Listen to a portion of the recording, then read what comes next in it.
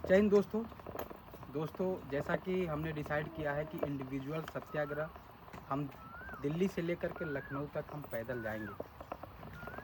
हम इंस्पायर हैं गांधी जी से, क्योंकि गांधी जी का ये देश है, गांधी जी का देश है। तो गांधी जी ने हमें जो रास्ता बताया, हमें बताया है कि लोकतंत्र में ये एक ऐसा रास्ता होगा जिसके माध्यम से आप न्याय पा सकते हो, जिसके माध्यम से आप जो सरकार है उसको ये एहसास दिला सकते हो कि मोनार्की सिस्टम नहीं है, राजशाही नहीं चल रही है, ये लोकतंत्र है। तो लोकतंत्र में सिस्टम चलेगा लोगों के हिसाब से, लेकिन सिस्टम में लगातार खराबियाँ, पेपर लीक, स्टूडेंट्स की लाइफ ख़राब, एजुकेशन कोलैप्स, प्राइमरी एजुकेशन से लेकर अपर लेवल के एजुकेशन की आप स्थिति देखेंगे तो पूरा ख़राब हो चुका है साथियों। ये स्थिति देखकर एजुकेशन ले लीजिए या किसी भी डिपार्टमेंट के अंदर आपको हर जगह करप्शन देखने को मिलता है, भ्रष्टाचार देखने को मिलता है।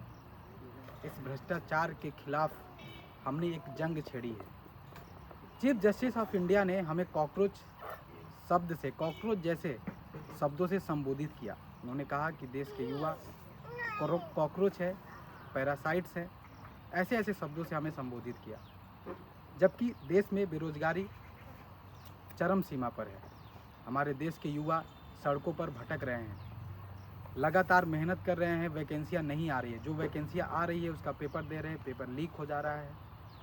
ये ट्रांसपेरेंसी नहीं है। साथ ही साथ इस इतनी बुरी तरीके से पूरा सिस्टम खराब हो चुका है, जिसके लिए आवाज़ उठानी ही पड़ती। अब पानी सर से ऊपर जा चुकी है। आपने देखा कॉकरोच सत्याग्रह, कॉकरोच जनता पार्टी नाम की एक युवाओं ने एक पार्टी बनाई, एक संगठन बनाया।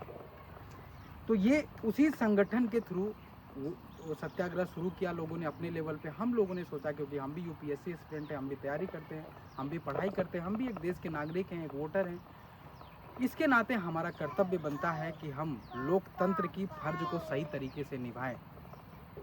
तो इस लोकतंत्र के फर्ज को निभाने के दौरान हम दिल्ली से अलीगढ़ लगभग 150 किलोमीटर का यात्रा पैदल कर चुके हैं।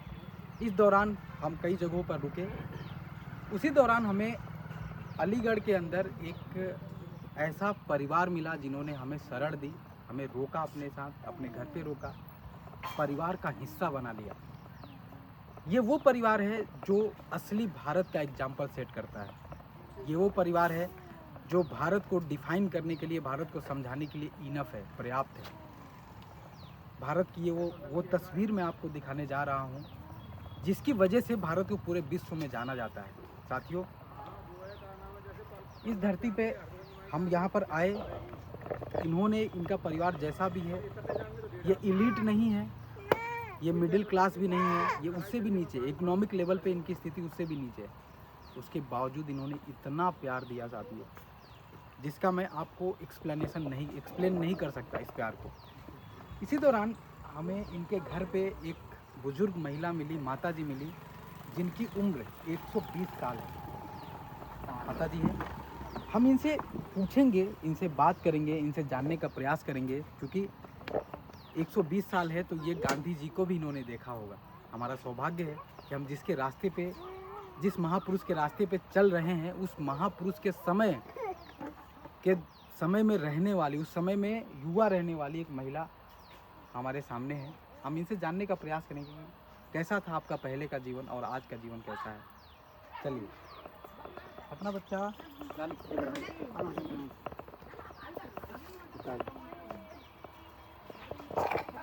तो माता जी, आपकी कितनी उम्र है?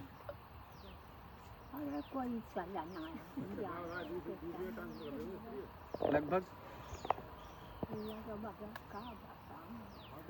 आपके घर वाले कह रहे हैं कि 120 साल की हो चुकी हैं आप। क्या सही है? लगभग 120 साल की हैं आप?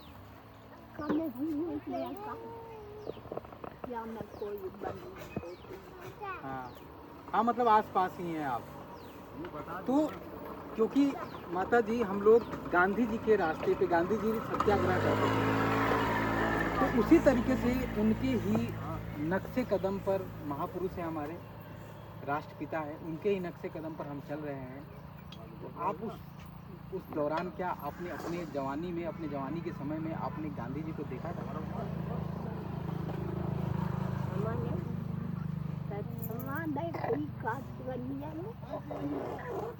बनी हुई छोटा हाथ में एक पुस्तक लग हम्म, है, हम्म, पुस्तक लग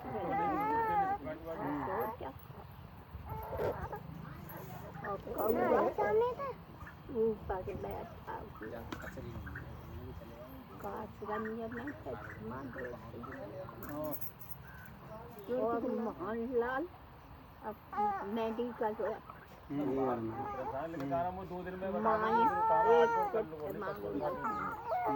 गांधी जी जब तो बाहर गई अब वो भीतर अच्छा, जब बाहर दो चश्मा दो बार आपने देखा अपने आंखों से गांधी जी को, तो आपको कैसे लगे गांधी जी? जब गांधी जी चलते थे तो लोग उनके साथ क्यों जुड़ जाते?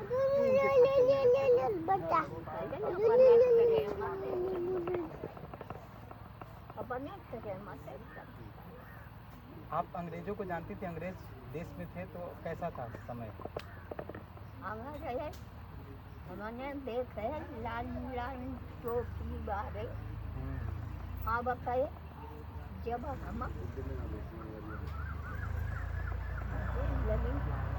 हमारी करीब 10-12 साल की कुल मिला के जाते बड़े हमने 12-13 साल की थी उस टाइम पे। जब कोई लाल लाल टोपी लगाए थे आप लोगों के घर के आसपास आते थे? अच्छा, गाँव में बताइए। डुबकी जाते आदमी। तो क्यों गांव में क्या करने आते थे वो? अब देखो किसानों का बेटा मोकू अनुभव ना हाँ, काये पूरा बताइए देखा था ये गले में हाँ, आतंक जैसा माहौल था उनका। तो आप लोगों के खेतों के खेत अंग्रेजों ने लिया था? आप लोगों का खेत जमीन? अब ये पता ना है अंग्रेज अब क्या बात है। बाबा साहेब को आपने देखा था? बाबा साहेब भीमराव अम्बेडकर जी को आपने देखा था कभी? वो मेरे घर को कहते हैं देखो मने सामने अच्छा, अच्छा, देखे उसको नाम हाँ, नाम खूब चलता था उनका। अच्छा, नाम का चल रहा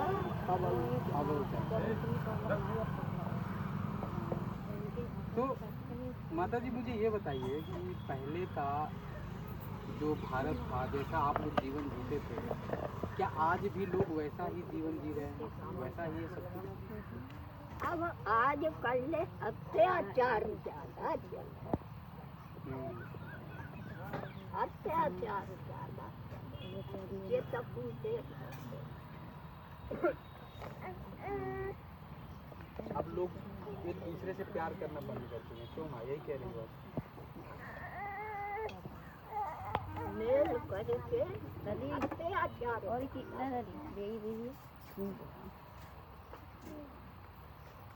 तो साथियों, आपने देखा कि किस तरीके से माँ ने बताया कि पहले और आज में अंतर ये है कि आज अत्याचार बहुत है। लोग एक दूसरे से लोगों ने प्यार करना बंद कर दिया है। इमोशनल अटैचमेंट, सोशल कनेक्टिविटी, ये सब खत्म हो चुका है। इनके परिवार के आप बेटे हैं माता जी, इनसे थोड़ा बात करेंगे, इनसे जानेंगे कि माँ कैसी बातें इनको बताती हैं और कैसा संस्कार इनको दिया है। हाँ बोलो। तो अंकल जी, आपकी माँ की उम्र 120 साल है। हाँ, लगभग 120 साल तो हाँ, आसपास में है ना। भगवान करे और तो 100 साल और बैठ गए, और 100 उनको साल दिक्कत आ रही है। तो आप लोगों ने क्या सीखा इनसे? क्योंकि पहले का पूरा आपको बताती हैं कहानियाँ। एकता बनाए रखो आराम से, हाँ, संतुष्टि से रहो आराम से, किसी का माल मत मारो। जी। तो पहले आप कभी जानने का प्रयास किया आप लोगों ने कि पहले का और आज के जीवन में कैसा अंतर है? कभी कहानियाँ सुनाती हैं आप लोगों को पहले का, अपने जवानी के टाइम की कहानी? पहले ज़माने में भैया हमारे नाना जी बताते थे अच्छा। कि अंग्रेज आते थे भैया, दौड़ा दौड़ा के मारते थे, लगाम अब से ज़्यादा था जो। हाँ। अधिकतर नॉर्मल आदमी ने, मीडियम ने हाँ। खेती करना बंद कर दिया। अच्छा। वो सिस्टम अब बन चुका है, वही सिस्टम अब आ चुका है। अच्छा। अब सरकारी स्कूल हैं, हाँ। एजुकेशन पे आ जाएं तो भैया अधिकतर हमारे यहाँ पे कंपोजिट कर दिए गए हैं। अगर देखा जाए तो अगर एक नेता के चक्कर में कम से कम 10 सुरक्षा कर्मी हैं, जबकि 20 बच्चों के पीछे जो कह रहे हैं कि स्कूल में बच्चे नहीं हैं।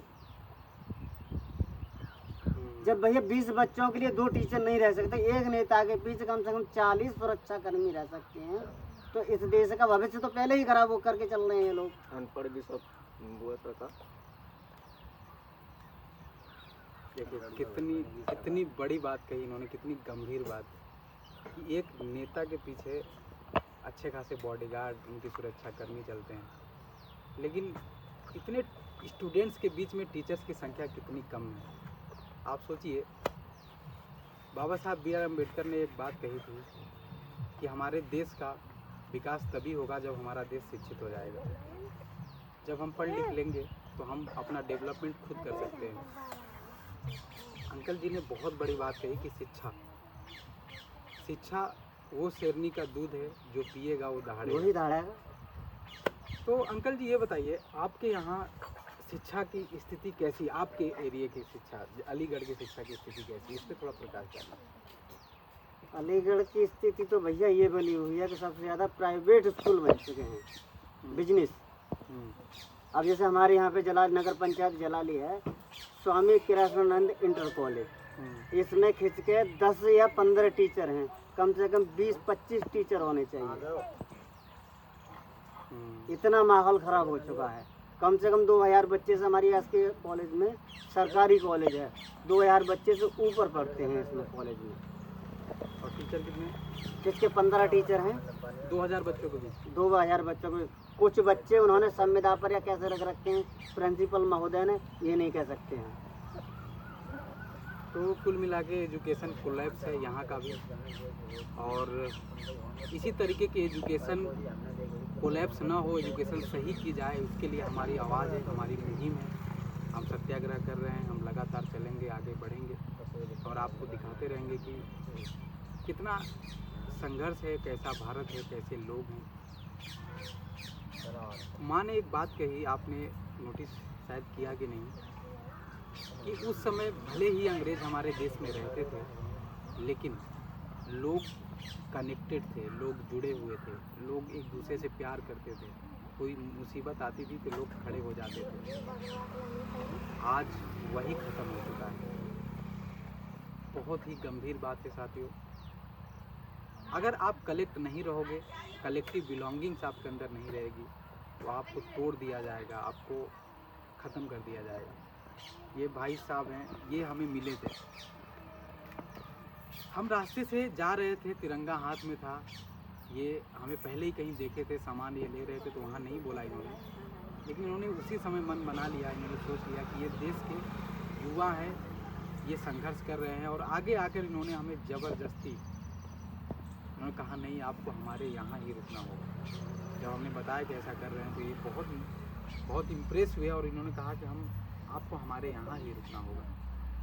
तो कैसा लगा आपको ये काम हमारा, जो हम संघर्ष ये कर रहे हैं, इसके लिए आप क्या कहना चाहोगे?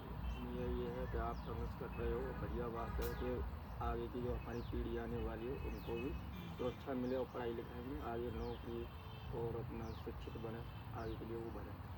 हम लोग हैं, आप लोग, हम लोग अब कहीं किसी काम के लिए, मैं भी एजुकेशन पढ़ा हुआ हूँ, मैंने कर रखी है भी है। आप रो रहे हो भैया? नहीं, आप क्या हुआ? किस चीज़, क्यों आ रही है आंसू आपके आंखों से? क्या हुआ बताइए।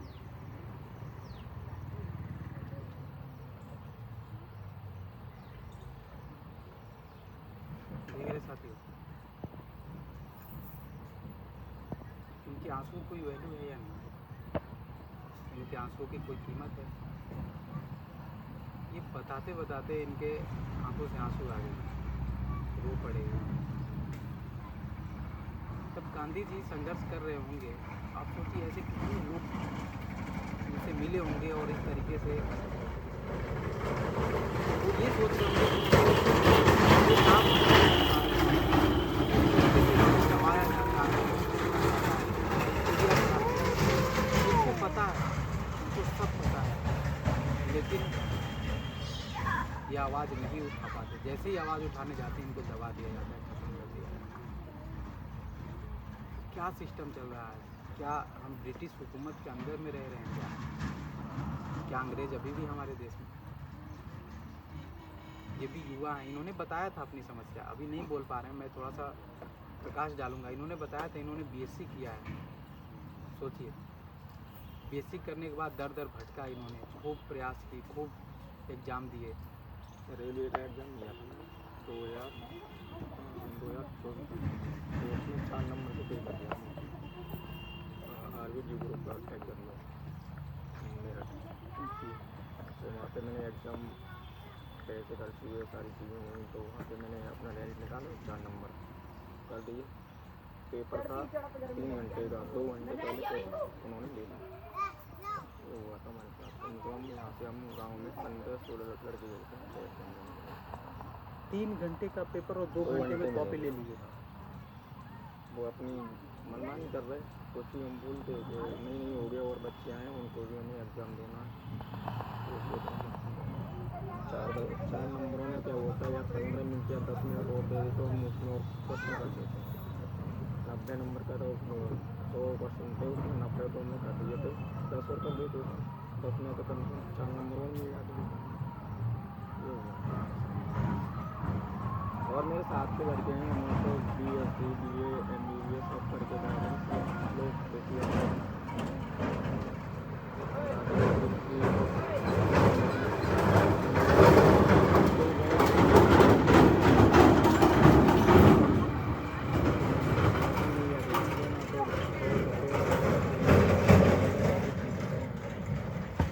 अभी जो सिस्टम में जो एजुकेशन के लिए को लेके चल रहा है, शिक्षा खराब हो चुका है, हेल्थ डिपार्टमेंट खराब हो चुका है। जहाँ जाओ इलाज कराने के लिए, जो गवर्नमेंट की स्कीम है वो लोगों तक नहीं पहुँच पा रही है। इसके लिए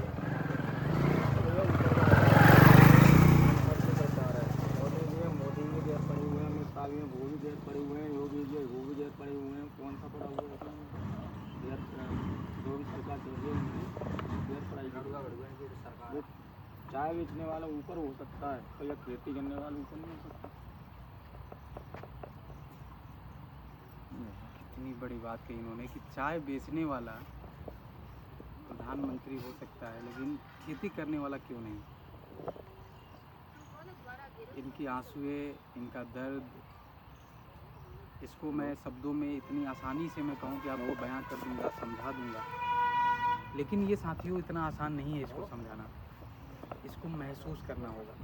ऐसे हमारे देश में बहुत से युवा छोटे छोटे गाँवों में, छोटे छोटे कस्बों में अपनी एक उम्मीद की चिंगारी लेकर निकलते हैं युवा एज में।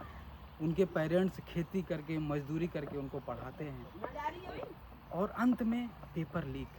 अंत में क्या होता है, कभी एग्ज़ाम सेंटर पे जाने पे वहाँ पे स्पेस नहीं होती, कभी 1 घंटे पहले पेपर आउट हो जाता है, कितनी बार पता भी नहीं चलता कि पेपर लीक हुआ है।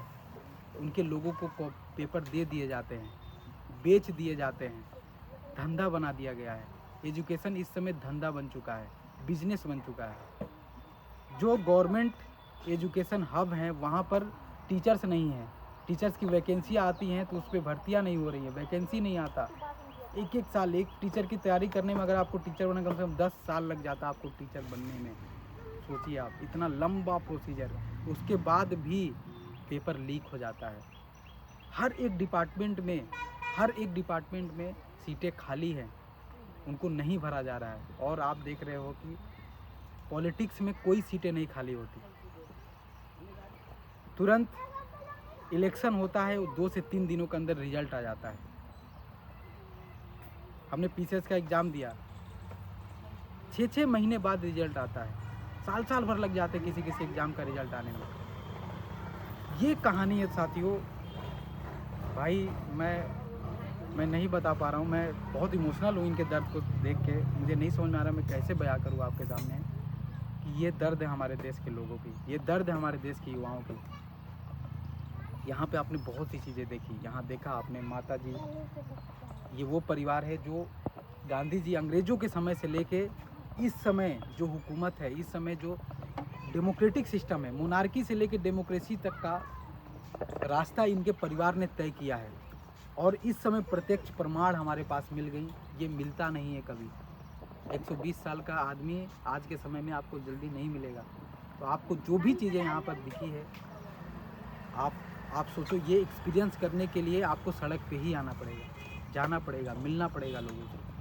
किताबों से निकलिए, बाहर निकलिए, लोगों से मिलिए, देश कैसा है जानिए, समझिए।